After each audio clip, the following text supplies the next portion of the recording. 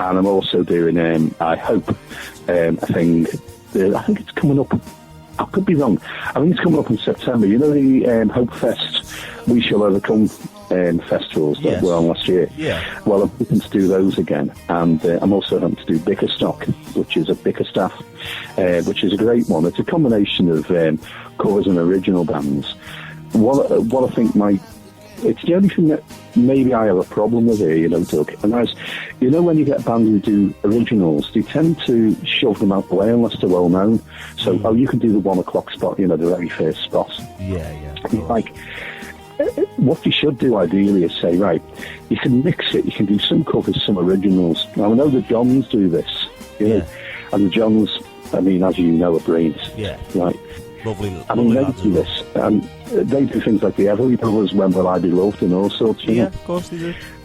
Yeah, so they actually know the value of doing something to get people's attention, and then this is one of ours, you see. So they work it pretty.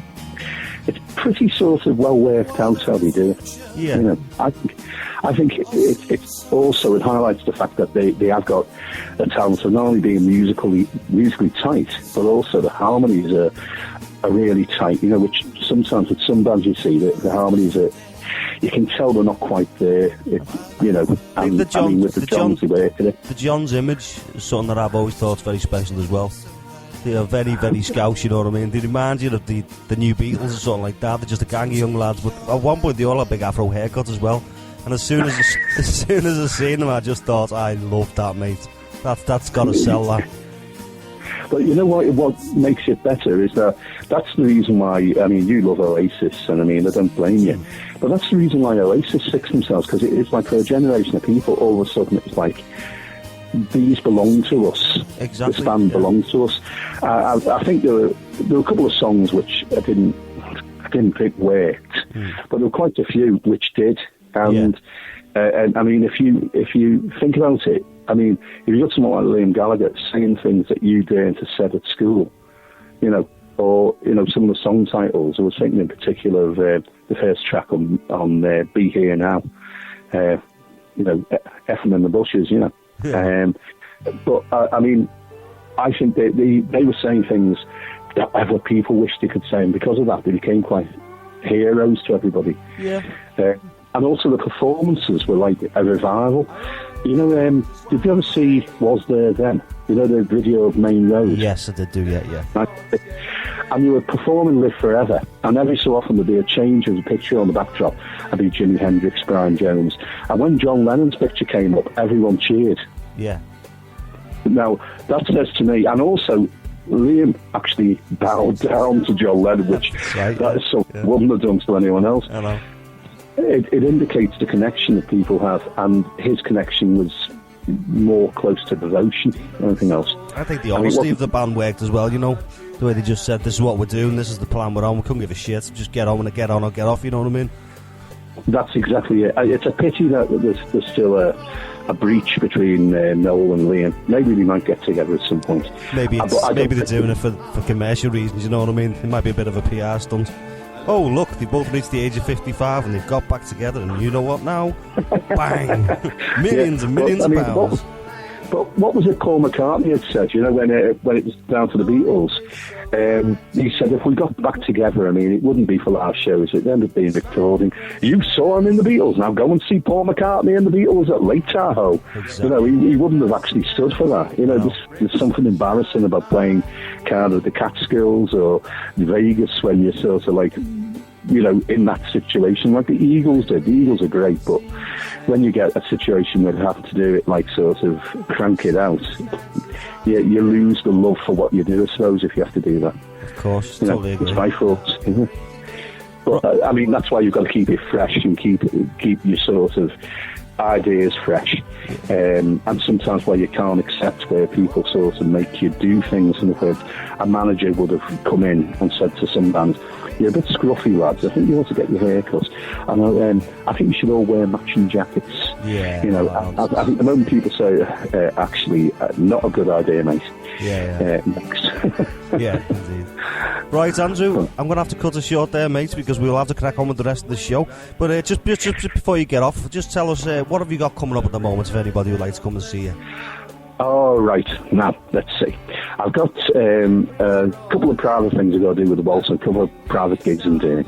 And then at the end of May, I'm doing some stuff at Vale Park, New Brighton, on Saturday, 28th of May. I'm actually doing a big lunch event in my own neighbourhood, which I'll tell you more about, when we're off the phone, because I'll invite you to that if you want to come down, have a beer. But we've got a few bands playing and that, but it's only a formal thing, and anyway, it's where I live, so I expect the neighbours won't be happy. Well, I've invited them, so they don't have an excuse. Of course, always invite the neighbours. Yeah, but if you notice, I play quite a lot of folksy, almost like country, bluesy stuff on my own. But with bands, I tend to play a lot of more rocky stuff because, well, you can't rock on your own. No, I can't hold a bass guitar and a 12-string at the same time. Of course, well, I could, it'd be difficult.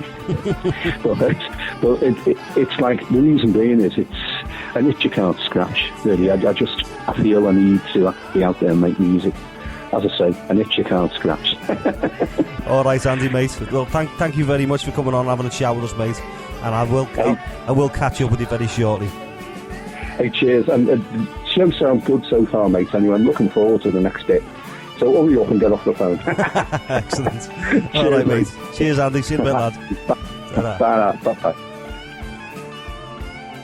That was a Mr. Andrew Hesford. Absolutely lovely chap. I'm going to give one of his tunes a little belt out now. It's called Join You in Your Dance. Have a go with this.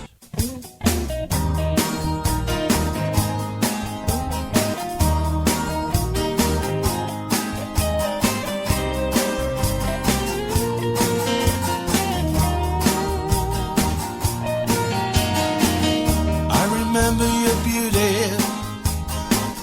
I remember your innocence. I remember your fantasy. Once I saw you in the courtyard, all in white, you wore flowers. Your moment was meant to be. Nothing ever rushed you. Joy always touched you. All you could give. It all feels so tragic, loss of your magic. Yet we are grateful for your life. What of the future? All seems so uncertain, but your colors remain so brightly. When you left us today, whatever can we say? You always took your steps so lightly. If we should meet once more, here or a distant shore, we'd all be happy with that chance. Take your hand again, let you be a star again, and join you in your dance.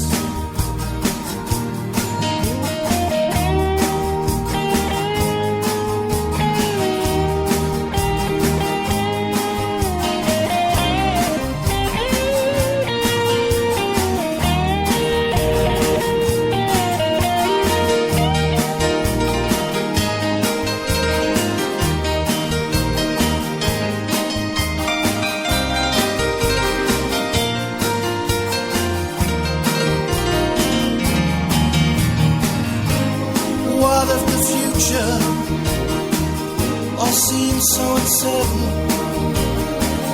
but your colors remain painted so brightly. When you left us today,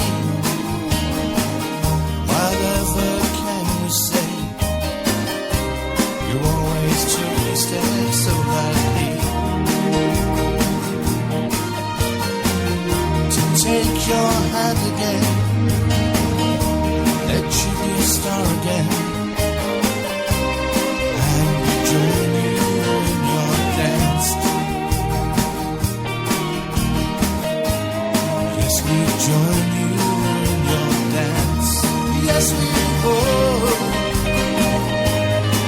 me join you in your dance.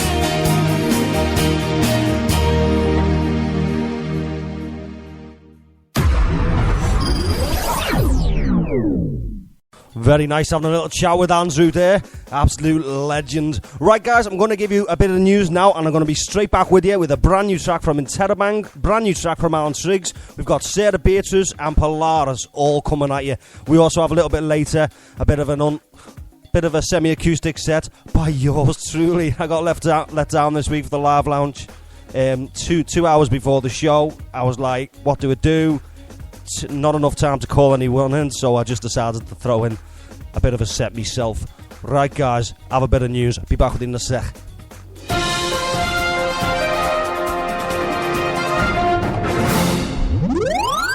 A powerful earthquake has struck off the coast of Ecuador, killing at least 40 people.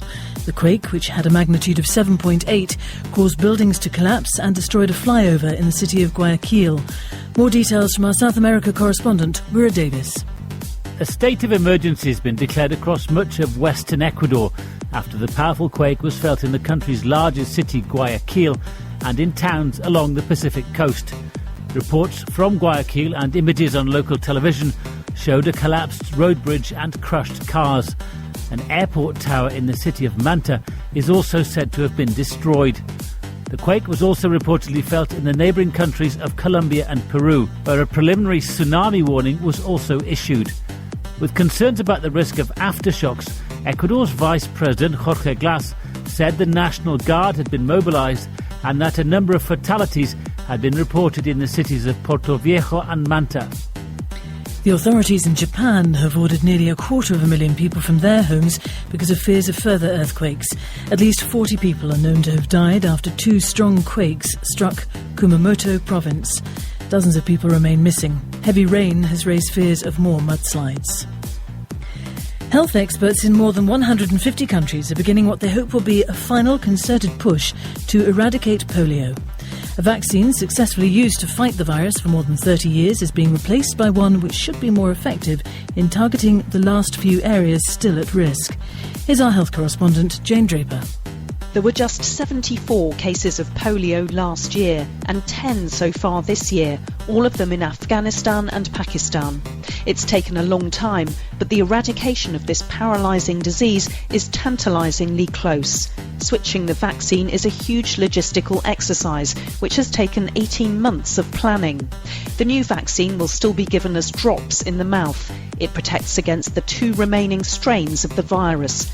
This will make it more effective than the current vaccine, which also includes a weakened version of a type of polio eliminated 17 years ago. Thousands of people will monitor the changeover during the next fortnight. It's taking effect mainly in developing countries, but also in richer ones such as Russia and Mexico. 9 Yemeni prisoners have been released from the US military base in Guantanamo Bay in Cuba and sent to Saudi Arabia. The transfer is part of President Obama's plan to close the jail before he leaves office in January. The inmates were not returned to Yemen because of the conflict there. 80 prisoners remain at Guantanamo. A senior minister in the French government has said it remains committed to the construction of a new nuclear power station at Hinkley Point in Somerset. EDF Energy, which is controlled by the French state, is to build the plant alongside investors from China, but the cost of the £18 billion project exceeds the company's entire market value. Last month, EDF's financial director resigned over the scheme, but in an interview with the BBC's Andrew Marr programme, the French economy minister, Emmanuel Macron, says he's confident the project will go ahead. The political commitment is completely confirmed. We back Hinkley Point project. It's very important for France. It's very important for nuclear sector and EDF. Now we have to finalize the work, and especially the technical and industrial work, very closely with EDF, with the British government, to be in a situation to sign in the coming weeks or months. Rival demonstrations have been taking place in Brazil before a vote in Parliament later today on whether President Dilma Rousseff should be impeached for alleged corruption.